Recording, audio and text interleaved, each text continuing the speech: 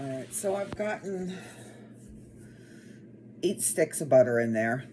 It's not going to make a whole heck of a lot, but I wanted to put it in half pints. And the reason that people do ghee versus butter is because it has a higher smoke point. So you know how a lot of times you're cooking something like even steak, and it will start burning the pan because butter has a low burn point.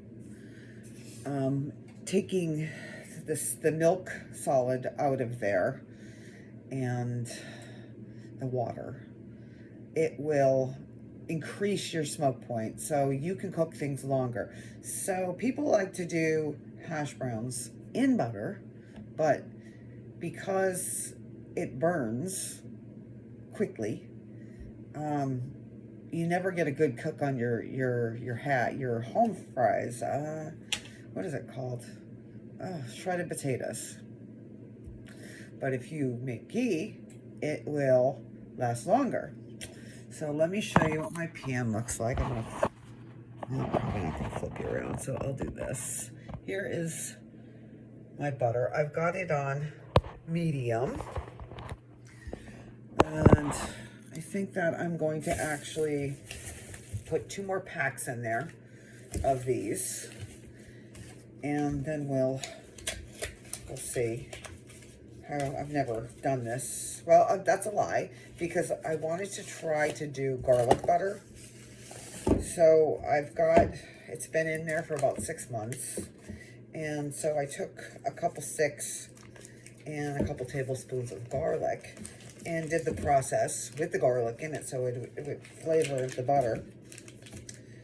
And I have not pulled it out to try it yet, but it still looks fine in the container. But I've got all my jars ready, and you don't have to process them in a canner or anything. You just, because they're going to be hot, so I'm just going to get hot jars. I'm going to put them in the oven and sterilize them. And then when the butter's done, then I'm going to pour them in the hot jars, and they'll seal themselves because they'll be hot. And ghee can last on your counter for a week or 2, depending how fast you go through it. You don't want to leave it on too long.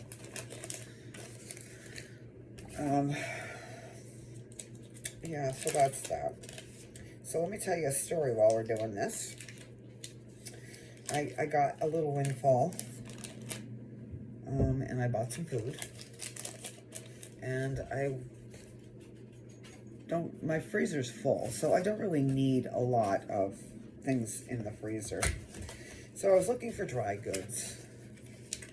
I'm not gonna lie to you. I got a full cart, a little overflowing, with a half a cart, and that was $1,000. What? Eggs. I almost fell over. Is like $4 for one 12-pack? What the hell's going on?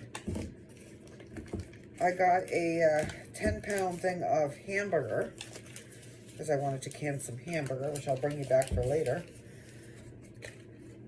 That was $30. I'm just annoyed. And I'm very thankful that I started prepping a few years ago. So I have a little stockpile of stuff because this is not cool. I mean, really? So the food that we have in our house is probably $10,000? Really? Is that what it's worth? I mean, you think about how much it's costing you, and you probably have anywhere from $5,000 to $10,000 in your pantries, because food is ridiculous. I bought a dried milk because if the grid goes down, we use milk for a lot of things. So I bought some dried milk, and I've been buying it along. And the first time I bought a big bag of dried milk, it was $7. And I'm like, oh, that's not bad. I went to go buy it yesterday. It's $20. Now, $20 because somehow we got a hole in it getting it home, $20 fills up. Here, let me get the jar. Hang on a second. I can't. Oh! Okay, can you see this jar? This is bigger than a quart jar. I don't know what it is. For 6 cups, so it's probably like 8 cups. But it filled 2 of these and a little pint of that milk. So that was $20. I'm shocked. I am very shocked. Yes, I am. I don't even get it. Why? Why is it that high? All right. Hang on a second. I got to get a spoon to stir this butter. And I'm sitting on a stool because I don't know if you heard, I broke my leg. And it's taken forever to heal. Ugh. All right, let me get a stir.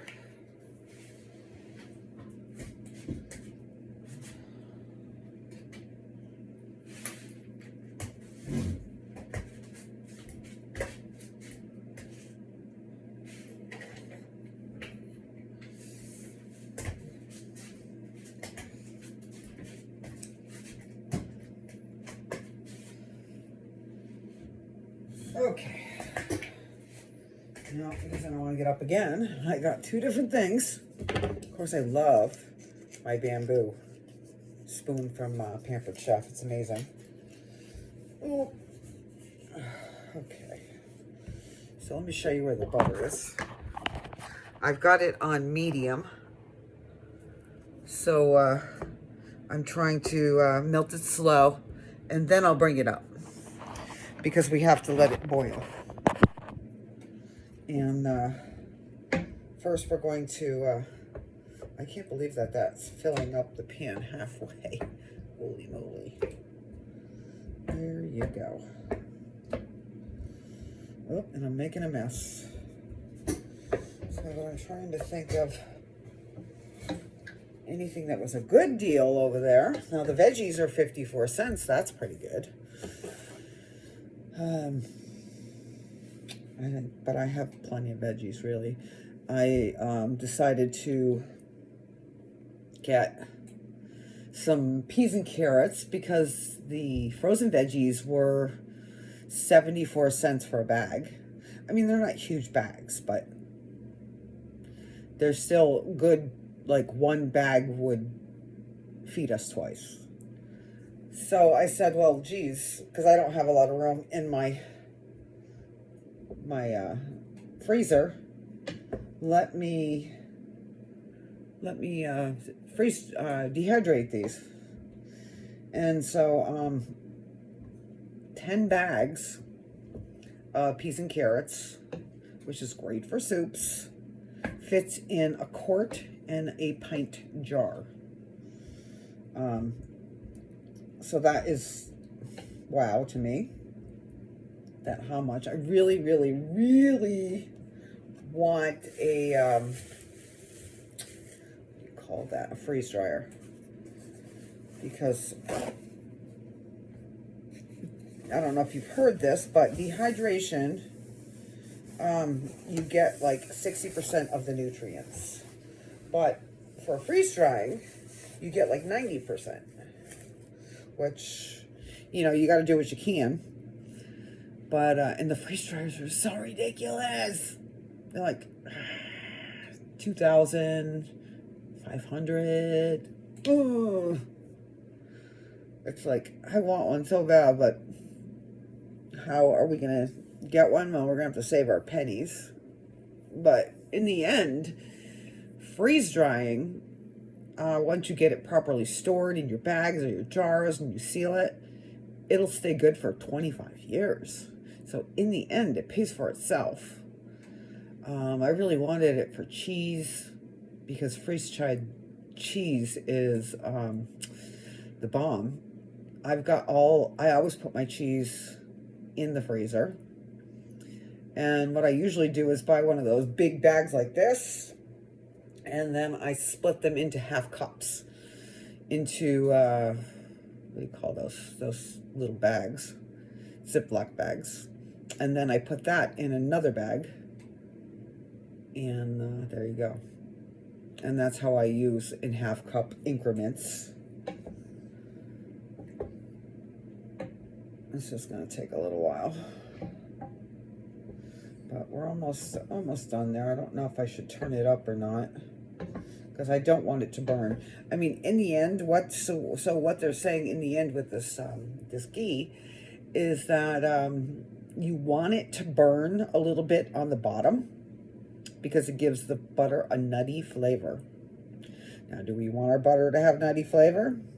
They say it's delicious. I don't know. But, I mean, I'm only doing, you know, a few, how many containers do I got open here? 3 containers. So we'll try it with 3 containers. That would be 8 plus 4. Okay, 12. Look at that. So, yeah, that's what we're going to do. So my thought was to talk about while we're waiting for this is if you were going to store stuff, what do you think is important to store? And of course you got your basics, but let's say we're beyond that and we have a little pantry going on. Then what else would be important to us if the grid goes down? So I did buy some seeds. And I've got my garden going on, and I've got my compost and my nitrogen and my chicken shit and my cow shit and all that in there. And I actually took some of that soil and planted some things that I got from Tractor Supply, like strawberries and kiwis and figs and juju berries. You know what? They all died. Why? I don't know. But apparently they were in shock of the soil. So I don't know. I hope my garden's going to be all right, because this is all the shit I put in my soil. And not to mention that I have a ton of grubs in my soil. So, but anyways, let's go beyond that and say, okay, I have a garden that's going to happen. Whether it's fruitful, I don't know. So you might want to think about doing a garden this year, because food is ridiculous. So, I mean, if you got a dehydrator, go ahead and dehydrate. If you got a freeze dryer, even better. But if you don't have either, you can dehydrate in your oven on 200. And you just got to watch it very carefully. But it'll definitely dry things out. Some people dry it just with light. So things that are very light, I mean, possibly like herbs, you might be able to do just with the light. But then remember, back in the olden days, they did it with sunlight. They threw it in the sun. This is how raisins became raisins. Yep, they did. So, but I was trying to think of what are some of the things that I would like. So I did think that I would like to have some big gravies, you know, like those big containers that are this big of gravy that you throw a couple spoons full into some water, or you could use it as a thickener for your canned meat, which is what I do. So I have pork and beef, and the juice, I keep it in there, and I use a thickener, which is the gravy. Okay. All right, I'm just going to bring you back for a second. Come on over here. And see, we have gotten pretty much all of it done. So I think I'm going to turn it up a little bit now. And we'll watch it. All right. We'll go between half and high and see what that does for it. But we won't leave it, because I don't know what it's going to do. What I'm told is going to happen is it's going to start clarifying. So I'm going to get a foam on top, and we want it to actually come to a boil. Maybe I should put it up. I don't know. I don't know how long it's going to take. It's not, there's still some pieces in there, but right now you can see that it's very thick and it's white. And we want it to be clear. So here's what I think is Let's bring it back one more time. Come back. Come on back. Okay. So now we see that it's all milky, and you can't see the bottom. Now they're saying that we can see the bottom when it's done. So we will bring it up to a little bit of boil. And so I am going to turn it up. Why not? Oh, look at that. What is, oh, that is from my glasses. So we'll bring it up to the boil. And then we'll turn it down while it's boiling. So first I'll turn it up though so I can get it heated. And then we'll see what happens. And we will see. Okay, so going back, I got gravies and I got bouillon cube. And I have been collecting bouillon cube in flavorings for quite a while. Because that would be something I would miss because I use them all the time. And if we went back to the old ways, we would have maybe salt. I don't even know if they had pepper back then, but I do collect salt and pepper. And I do collect thick pepper too, because I don't know if you know this, but you can, if my freezer went down, I could dry meat in salt, in coarse fine salt, not fine salt, chunky salt. And so I bought kosher salt, and I've been collecting that too, because if I ever needed to, I could put it in a jar with salt all around it, and it would cure, I guess that's what you call it. So, and I've never tried the process, but I also was looking at briskets, and they were showing how you put a brisket into the refrigerator in some salt solution, and you'll make a corned beef. Now they did have, I think it's pickling brine in there with it to do it. So you have to look it up. But it was like a 6-day process, I think. So, I mean, you can make your own corned beef. I mean, though in March it's usually cheap enough. But we'll see. I don't think it really was this year. I don't think I found any deals. Last year I found it for like $2 or $3 a hunk, and this year I did not. But I did can a lot of it last year, and it's very delicious. And the recipe is in on my channel. Just look up corned beef, and it's very delicious. And yeah. So here we go. It's starting to boil. So I'm going to bring you over here. Oh boy. I'm going to turn it down. We don't want it going crazy.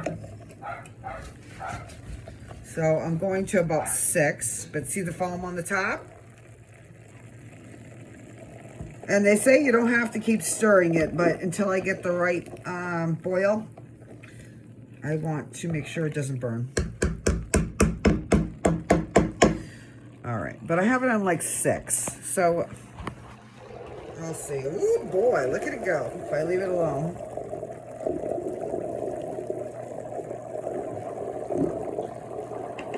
So I'm going to turn it down just a little bit because I want it to boil, but I don't want it to go crazy. So I'll see if I can get a happy medium with the boil, because they say you want it to boil. I got a lot of foam on there. Ton of foam. Yep, there it goes. Well, that's weird. You see the spurts? All right. So I'm going to keep an eye on this, and I'll bring you back when it starts doing something different.